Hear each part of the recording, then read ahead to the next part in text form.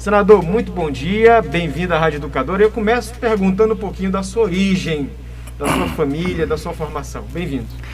Bem-vindo. Bom dia, Padre Gutenberg. Quero aqui agradecer o espaço, a cumprimentar todos os ouvintes da Rádio Educadora que estão nos ouvindo neste momento aqui da grande ilha e do interior do estado. Sabemos que o alcance dela é grande e isso tem uma importância fundamental, principalmente no que trata a levar a boa informação. Eu nasci em Imperatriz, vim para São Luís muito cedo, fui criado ali no São Cristóvão e fiz curso de administração pública, gestão pública, especialização em gestão pública e trabalhei ao lado do Dr. Jackson Lago na Prefeitura de São Luís. Depois fui ser seu secretário de Estado, né, o secretário de Estado mais novo do Brasil, de Juventude, e logo em seguida de Juventude e Esporte. Fui assessor especial do ministro do Trabalho e Emprego, Carlos Lupe, e 2 vezes deputado federal e agora senador da República e o mais votado da história do Maranhão e o mais novo. Ao longo de toda a minha militância, tive um partido só na vida, o PDT, e sempre tivemos no campo progressista do Estado, né? Todas as lutas em favor das minorias, fui líder da minoria na Câmara dos Deputados, num momento difícil do Brasil, no impeachment da presidente Dilma. Naquele momento, eu fui um dos parlamentares da linha de frente que fez a denúncia do golpe que estava para se instalar nesse país, se dar nesse país, e tive ali sempre nessa linha muito direta, em defesa do homem do campo, sempre em defesa do negro, do índio, das bandeiras que nós sabemos que são fundamentais, principalmente para o Estado Democrático de Direito. Vim do movimento estudantil, desde do secundarista nós militamos, fui dirigente, presidente da União dos Estudantes aqui de São Luís, da UMES, fui vice-presidente da União Brasileira de Estudantes Secundaristas e vice-presidente da União Nacional dos Estudantes, que é a representação máxima do segmento universitário. Então, tivemos ao longo da nossa vida sempre essa militância muito forte no movimento social, no movimento estudantil. Venho de origem de pessoas comuns da nossa sociedade. Minha mãe é professora, concursada do Estado. O meu pai é técnico agrícola, se formou no curso de Direito com 70 anos de idade. Foi fazer o curso dele, hoje já formado, depois dos 70, hoje ele está com 75. E tenho 3 irmãos, né? A mais velha, Sheines, ela é deficiente auditiva, surda e muda, mas não se fala mais mudo, é só surdo. Ela briga comigo, ainda bem que ela está viajando neste momento, que ela está lá em casa, lá em Brasília, mas ela está vindo, ela me corrige sempre, claro, e a gente vai estar sempre, né, aprendendo. O meu outro irmão mais velho, depois dela, é o Wender, também formado em Direito, advogado, e a minha irmã mais nova também advogada, a Geisa. Todos eles são evangélicos, eu sou católico, eu e minha esposa Sâmia, né, praticantes, somos todos cristãos, e sempre que posso, sempre que conseguimos conciliar, nós coordenamos lá no Congresso, a minha esposa coordena lá no Congresso sempre os grupos de orações, e aí evangélico, católico, todo mundo. Nós temos uma pastora que trabalha conosco lá no gabinete, pastora Rosa, então ela também tem nos ajudado muito, e a Rede Vida, né? Nós temos um grupo importante da Rede Vida de São Paulo, que fazem esse trabalho fundamental e importante de inclusão no país, principalmente nesse momento difícil, e eles têm hoje essa relação direta conosco, que fazem esse trabalho de aproximação junto com todos nós, né? O padre João Henrique, que coordena, e ele tem sempre essa relação direta lá conosco, através das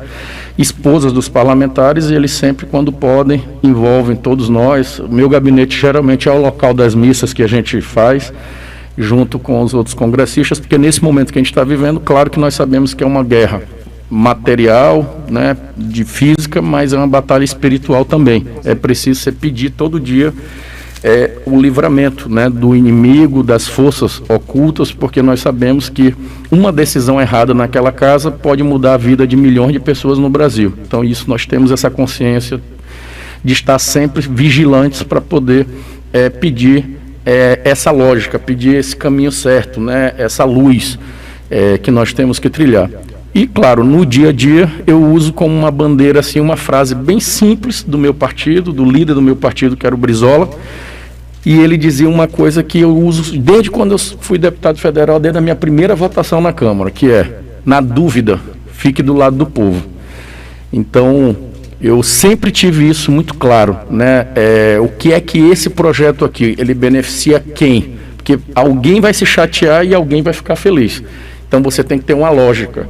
E eu uso essa lógica sempre, sempre. Por isso que, ao longo de toda a minha vida pública, eu tenho hoje essa tranquilidade de dizer que todas as votações que eu fiz no Congresso Nacional não foi para agradar grupo A ou B. Foi uma lógica que é essa, né? Sempre do lado do trabalhador, sempre do lado do mais fraco, sempre do lado de quem realmente precisa. Então, isso sempre dialogando, conseguir, no 7º ano consecutivo, estar na lista dos 100 parlamentares mais influentes do Congresso Nacional. Atualmente sou membro da mesa diretora do Congresso, do Senado Federal, como 4º secretário. Então sempre estivemos ali na linha de frente das decisões e das articulações, e eles mesmos sabendo que eu tenho um lado. Isso é importante. O Everton tem lado, mas dialoga com todo mundo. E isso me faz uma pessoa que tem acesso a qualquer campo ideológico, justamente por ter esse respeito de saber que estão tratando e dialogando com quem tem posição. A prova disso agora, no início de 2022, nós, infelizmente, começamos um ano muito difícil. Inundações aqui no Maranhão, né, rios encheram demais, tanto Itapecuru quanto Tocantins, outros inundaram várias cidades. Cheguei a visitar logo no início do ano a cidade de Imperatriz, visitei lá os desabrigados, os bairros que estavam alagados, e corri em Brasília, visitei o ministro, pedi uma audiência com o ministro da Saúde, Marcelo Queiroga, pedindo ajuda para o Maranhão, e fui em vários outros órgãos também pedindo ajuda para o Maranhão. Eu ainda fui vítima naquele momento de covardes ataques, dizendo que o senador Everton tinha virado bolsonarista porque estava com o ministro da Saúde. É o tamanho de um absurdo, porque eu, como senador da República e representante do Maranhão, tenho que pedir ajuda para quem pode ajudar o Estado. Eu fui eleito, não foi para ser senador de um partido e de um grupo ideológico. Eu sou senador do Estado, ou seja, brigar para resolver os problemas do Estado.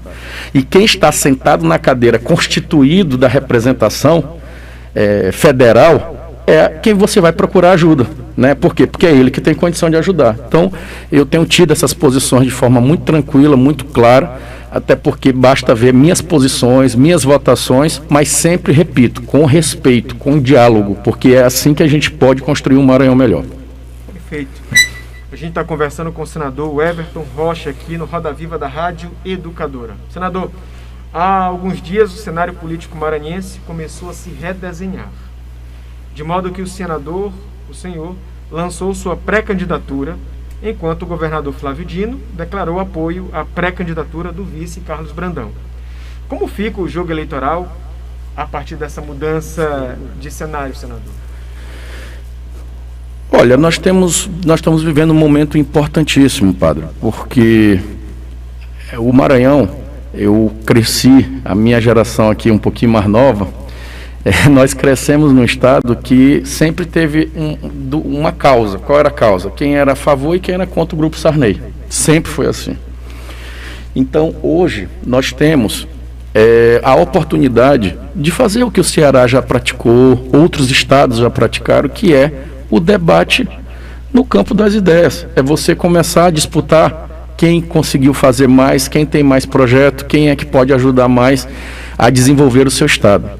Então, quando nós começamos todo esse debate, foi um debate propositivo. A pré-campanha, o ano passado, foi uma pré-campanha aberta, com critérios abertos, claros. Todos sabiam que existia uma carta que nós ajudamos a elaborar, que tratava sobre os últimos 10 anos nossos. As nossas candidaturas majoritárias, coordenadas pelo governador, sempre foram candidaturas construídas na base desse diálogo.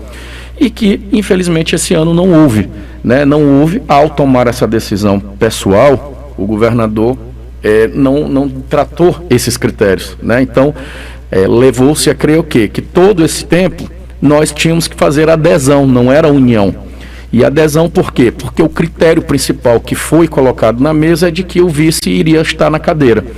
E essa não era conta e nunca foi acordo político nosso, até porque eu sou muito incomodado com essa palavra acordo político, porque de verdade você tem que fazer o acordo com o povo, assim, você tem que tratar diretamente com ele o que você quer fazer.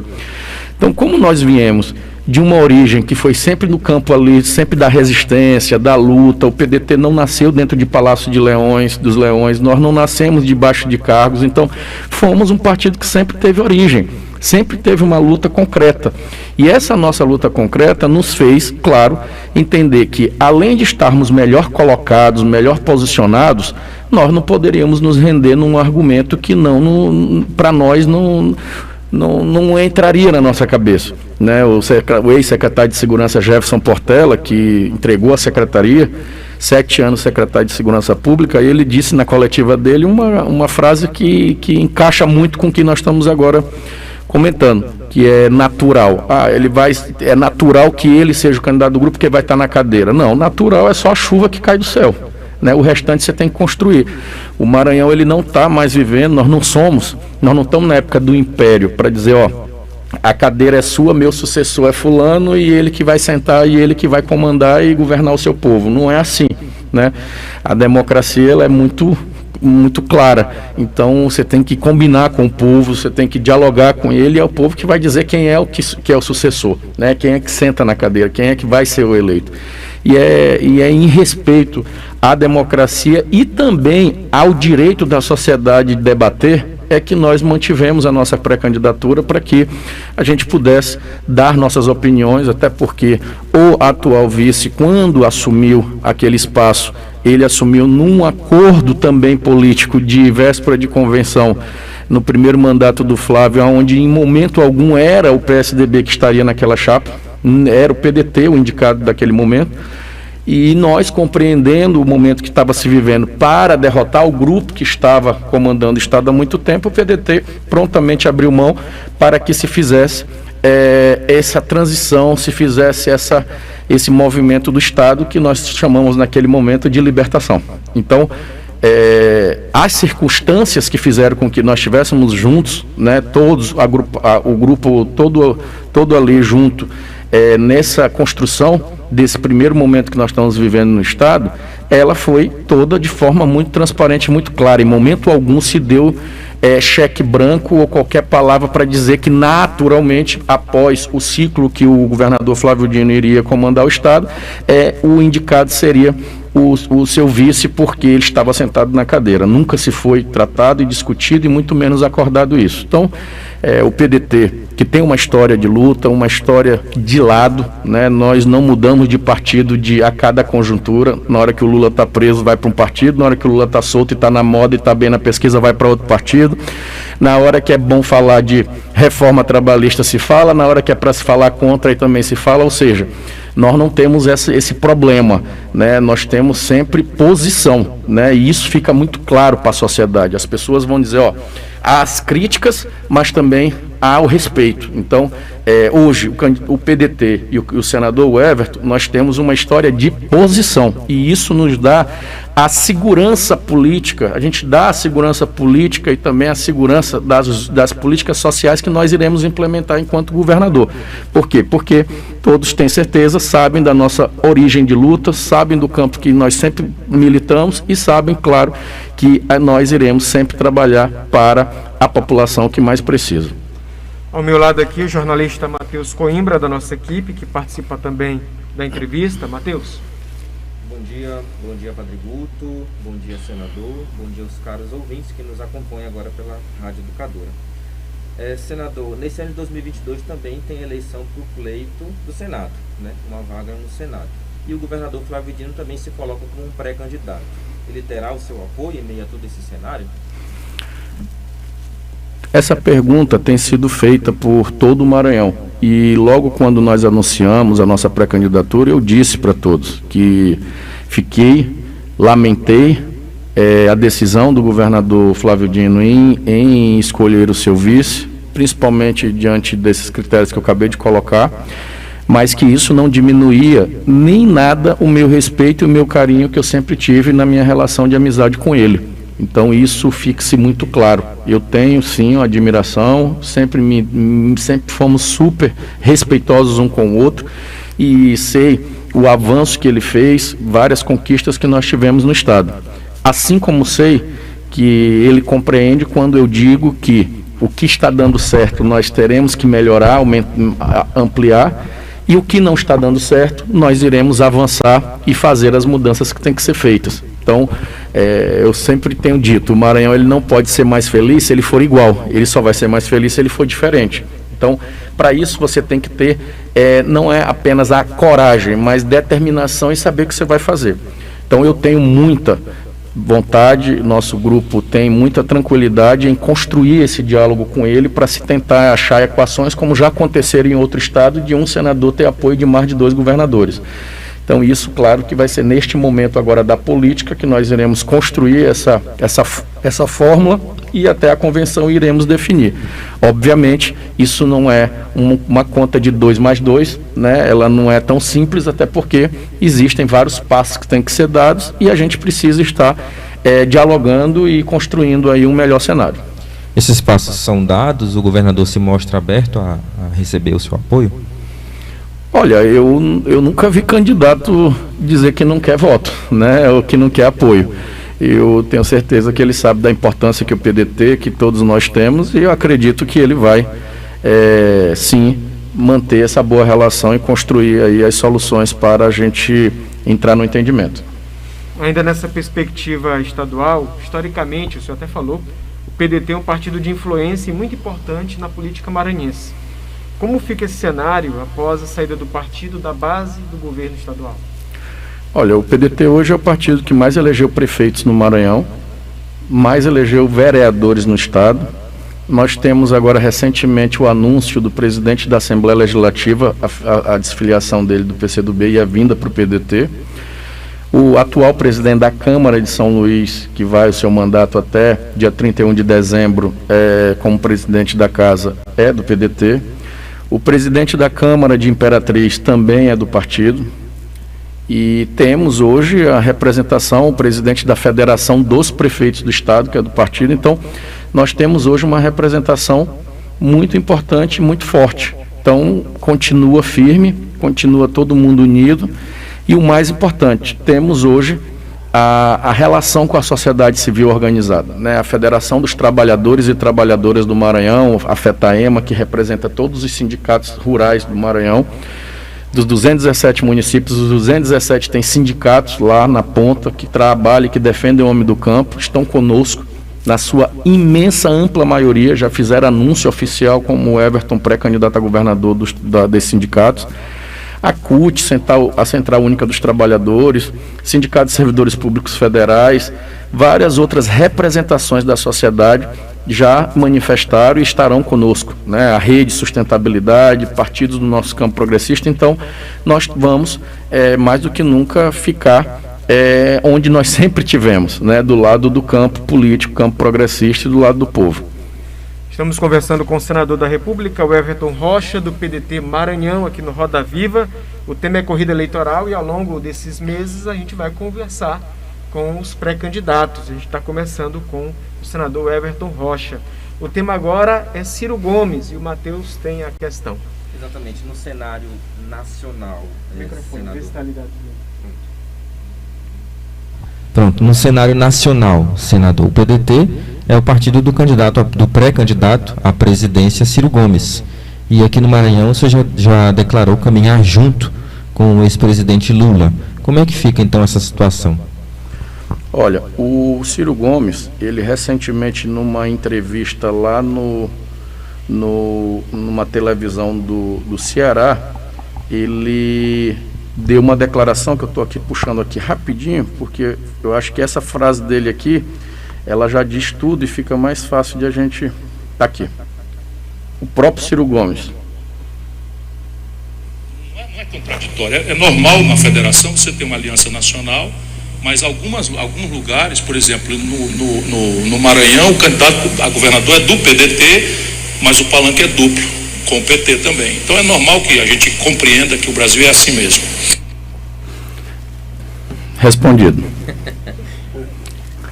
Respondido aqui na voz do Ciro Gomes. Então, e na Assembleia Legislativa, o senhor falou agora do presidente, Otelino Neto. O presidente dessa casa se filiou ao PDT recentemente e declarou apoio à sua pré-candidatura.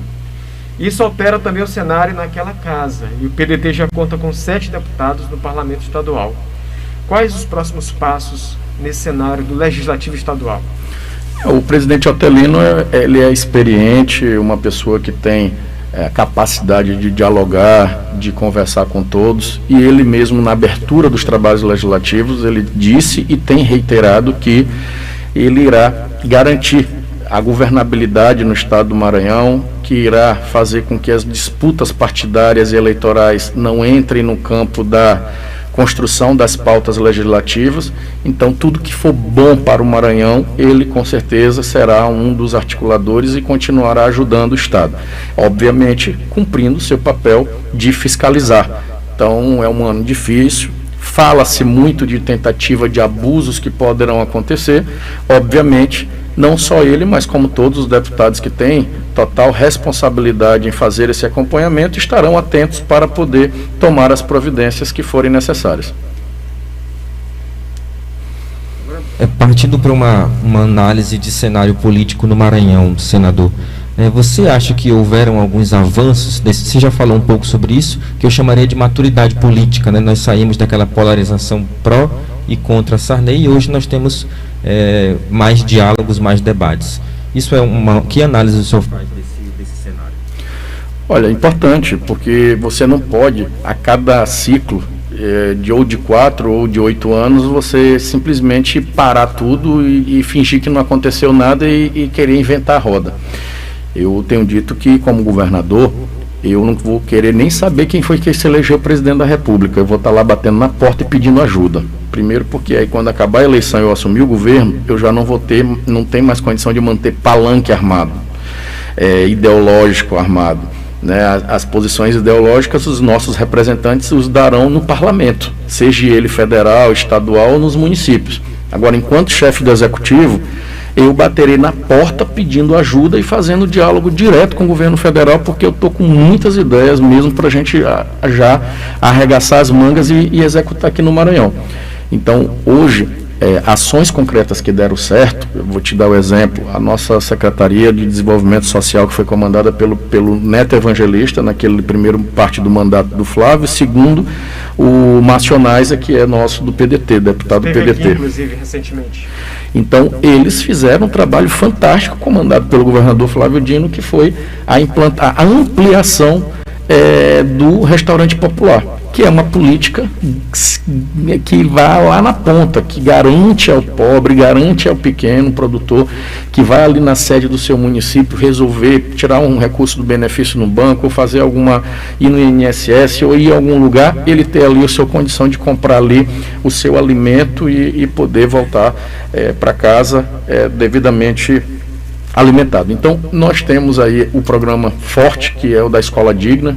A primeira secretária de Educação do governo Flávio Dino foi a professora Áurea Prazeres, indicada pelo PDT, e a concepção do programa Escola Digna, o projeto arquitetônico, o nome, tudo isso já foi no início da gestão da professora Áurea, que competentemente o Felipe Camarão, ao assumir, comandou todo esse processo de construção de escolas dignas no Maranhão. Então, é um programa fantástico e que ele não é mais do Flávio, ele é do povo do Maranhão, e quem vier assumir o governo tem que tocar, tem que continuar e tem que funcionar. Você tem a segurança pública, Quem lembra quem esqueceu que há 7, 8 anos atrás nós tínhamos aí dezenas de explosões de caixas eletrônicos por mês no Maranhão. Você há de convir que quando há uma explosão de um banco desse, num município, no interior, você mata a economia local, porque ficam ali alguns meses ou até anos sem agência. E as pessoas acabam indo tirar seus benefícios ou fazer movimentação financeira em outra cidade. Então, lá que eles tiram o dinheiro, que eles vão no supermercado, vão na feira, vão na mercearia, então aquece a economia da outra que está provisoriamente beneficiada, e você sacrifica de forma muito dura a cidade que ficou sem a condição de girar aquele dinheiro. Então, nós temos vários exemplos concretos de parcerias que têm que ser mantidas e que têm que avançar. Então, eu vou estar fazendo esse debate de forma muito franca, muito tranquila, e todos esses projetos que avançaram, você tenha certeza que nós iremos trabalhar para mantê-los. A gente está conversando com o senador da República pelo PDT Maranhão, o Everton Rocha, pré-candidato ao governo do Maranhão. Senador, a gente está caminhando para o final da entrevista. Eu quero agradecer a sua presença aqui e o microfone está aberto para suas considerações finais. Eu quero agradecer o espaço, Padre Gutenberg, Gugu. Matheus. Não, ele falou Gugu. É porque eu chamo Guto, eu chamo de Gutenberg. Nosso Padre Gutenberg, Matheus, dizer para vocês que nós vamos começar um ano, já começamos o ano nessa pré-campanha, mas não perdendo de vista a luta nossa lá no dia a dia do Senado Federal. Eu mesmo estou indo para Brasília hoje, já temos agenda grande essa semana, e amanhã às 15h30 eu estarei com o presidente do Tribunal Superior do Trabalho para reivindicar, junto ao Conselho Superior da Justiça do Trabalho, o não fechamento das varas do trabalho que estão pautadas para quinta-feira no Tribunal Regional do Trabalho aqui do Maranhão. Está em pauta para fechar o tribunal, a vara do trabalho de Pedreiras, de Timon e de Açailândia, Algumas dessas regiões são recorrentes às denúncias de trabalho escravo, análogos ao escravo. Nós sabemos o quanto que as pessoas precisam ter espaços desses para resolver conflitos de relações trabalhistas, assim como o serviço que é prestado para o jurisdicionado. Então, nós estamos nessa luta grande. Irei lá com o presidente nacional dos juízes do trabalho, da ANAMATRA, e com o representante da OAB, nosso conselheiro federal daqui do Maranhão, o Thiago Dias, também participará dessa audiência, para que a gente possa construir esse entendimento e fazer essa reivindicação para não fechar essas 3 varas importantes aqui do Maranhão. Quinta-feira eu estarei desembarcando em Imperatriz, acompanhado dos parlamentares da nossa bancada federal e do presidente do Congresso Nacional, Rodrigo Pacheco. Ele estará conosco lá em Imperatriz, visitando o Hospital de Amor, que é de Barretos, de São Paulo, do Henrique Prata, e eu tenho a grata alegria de ter conseguido um hospital desse aqui para o Maranhão, Foi inaugurado no final do ano lá em Imperatriz, já está funcionando, e em breve nós teremos, já está lá as 2 carretas, e em breve elas vão começar também a rodar os municípios do Maranhão para fazer o exame do colo de útero e o exame da mama. Então, esse Hospital de Amor, que é o Hospital de Combate ao Câncer, está lá em Imperatriz para as nossas mulheres, e ele vai fazer um trabalho fantástico nessa área de diagnóstico e de pequenas intervenções. Descobriu, está pequeno ali o módulo, está no início ali o processo ali de infecção, da doença. Eles fazem os processos cirúrgicos no próprio Hospital de Imperatriz, que é um hospital dia, logo de manhã, para no final do dia a mulher já está liberada. Então isso é fantástico. Assim como aqui em São Luís, que eu tenho sido um grande parceiro, eu e toda a bancada federal do Hospital Aldenora Bello. Todo ano nós destinamos recursos para o Aldenora Bello. O ano passado mesmo, retrasado, todo ano a gente destinou R$1 milhão para ajudar o hospital.